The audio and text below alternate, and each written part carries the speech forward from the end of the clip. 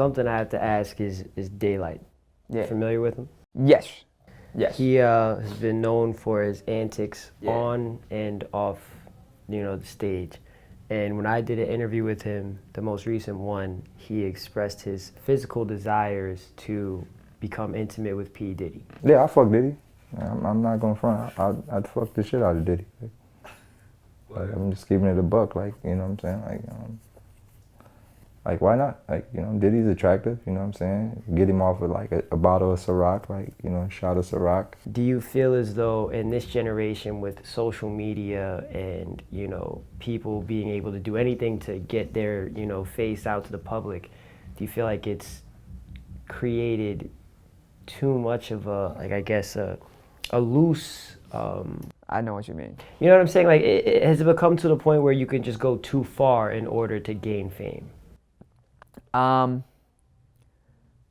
I mean, it's interesting because in this case, we're talking about Daylyt, right? And as you already mentioned, right at the top of even, bringing up the topic and the question, is what he's known for.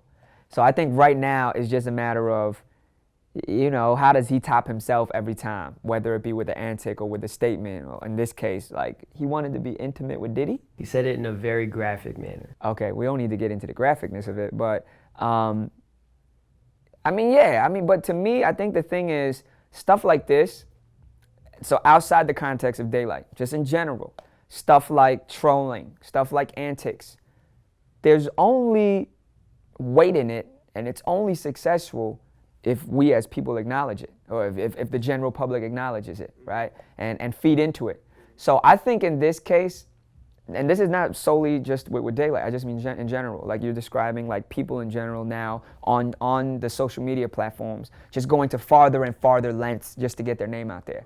So I think the fact that that is effective says more about society than the person that's doing it, right? Because I mean, there has to be people that are retweeting this stuff. There has to be people that's covering it. There has to be, so it's like, it's one of those it takes two to tango type of situations, right? The person creating the antic, making the statement is only as effective as the people that respond to it.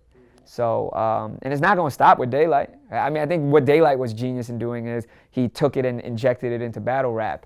And now he's definitely succeeded in what his goal is becoming the antic man. Like I remember, like I watched the Total Slaughter joint, and he was having that debate with, I don't remember, with Mook, I think, or someone. And he was just like, yo, I just want to be known for antics. Like it wasn't, I don't know if it was Total Slaughter or somewhere, but he straight up was like, everybody's gonna know me, and that's my objective, right? But on top of that, he spit though. So I think that's the anomaly of him, right? Is that I think that's what engages people, because they're like, even some are getting to the point where they're sick of his antics. Then you have the ones that expect it, and when he doesn't do an antic, they're actually disappointed, right? But I think the interesting thing about him is be like, yo, but he can really legitimately spit, like, mad creative, like bars, right? And but once again, he's just one of so many countless dudes in that arena right now. Man, I'm just happy for all of them, man. I'm happy for all of them, like for real, for real.